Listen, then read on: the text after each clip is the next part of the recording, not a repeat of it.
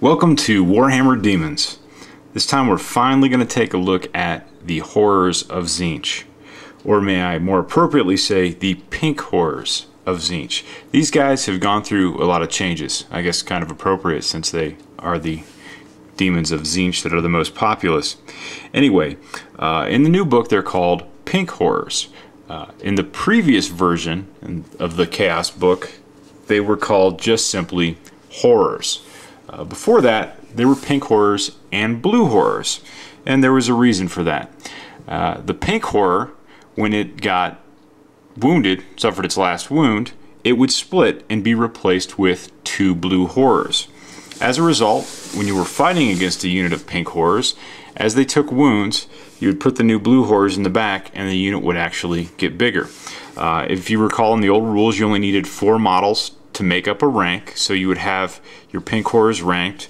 They're on 25 mil bases, and then the Blues are on 20 mils, so they would fill in and even up the spacing very nicely.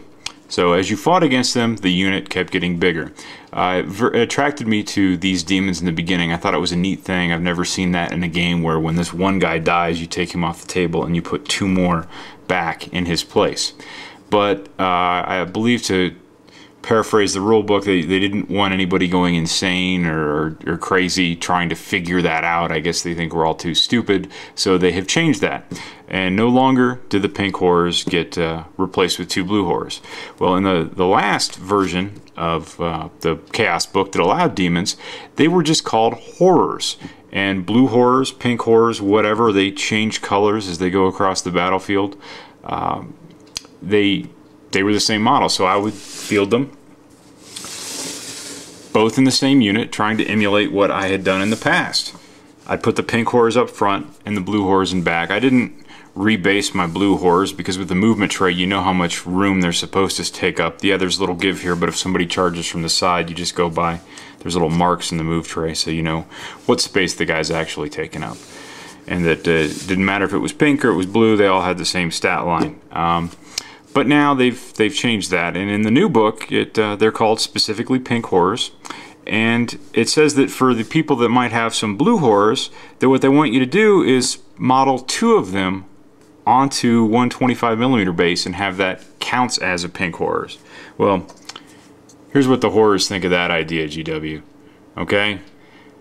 I don't know if anybody at the studio actually sat down and tried to do that with their Blue Horrors in the studio, but there's just putting 2 of these guys onto 125mm base just isn't going to cut it. All the details are going to be obscured. So hey, if you ever are fortunate enough to play against me, I'm going to just field my Blue Horrors as if they're Pink Horrors, and let me know if you got a problem with that. If you do, I probably don't care. Anyway, more of the history. These models that I have here, I think, are the oldest version of the Pink Horrors that are available. They did change in the Realms of Chaos book in the mid to late 90s that came out. At one point, your demons couldn't have standards and musicians, so they didn't make any models for them. So when they allowed them to have standards, I had converted this guy. Then they made this is the standard here for the Horrors. The guy with like the weird antenna or something. And then they came out with, there's the champion that I use as a champion model, and then the drummer, the guy with the drum in his head. But overall, it's not too easy to tell there's one of the models that came out with at that time from the older models, because they all had sort of that whimsical appeal, and when they got hit, they split into 2 Blue Horrors. I don't really care much for the current horror models, so I'm probably not going to pick them up. As you can see, I've got a bunch already. So enough about that. The stat line of a horror is unimpressive. It's the same thing as a human, if you're familiar with them, and they cost 12 points, but they are a wizard. You have to have enough of them to count as a wizard, though. Between 6 to 15 gives you level 1 with the Flickering Fire spell. 16 to 25 makes him a level 2, Gift of Chaos. 26 through 35, level 3, Bolt of Change. 36 plus, level 4 with the Firestorm.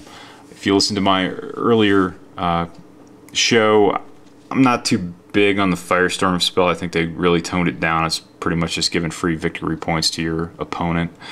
And so I kind of like, as you can see, I like these guys. I like going crazy fielding them. I probably want to put enough out there to get a bolt of change. I'm not saying it's the most tactically sound thing to do, but I'd probably do it. What the heck? Banner of Change for 25 points is one of the standards you can give them. It's a power level 3 bound spell. 3d6 strength 3 hits on a unit in base-to-base contact. Can only use it if they're in combat with somebody. You don't really want to be using these guys as combat unit. Somebody else might try and charge into them. You better have something close by to help support them, because, as I said, stat line of a human, they're not going to be sticking around. 15 points, the Icon of Sorcery, gives them +1 for casting spells.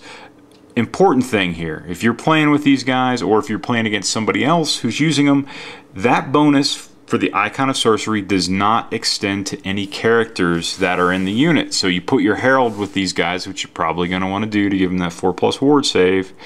They're not going to benefit from the Icon of Sorcery. They're not going to get +1. So if anybody's giving their Herald +1, because you're taking the Icon of Sorcery, you're doing it wrong. It's explicitly stated in the book. It just seems like a common thing people are doing.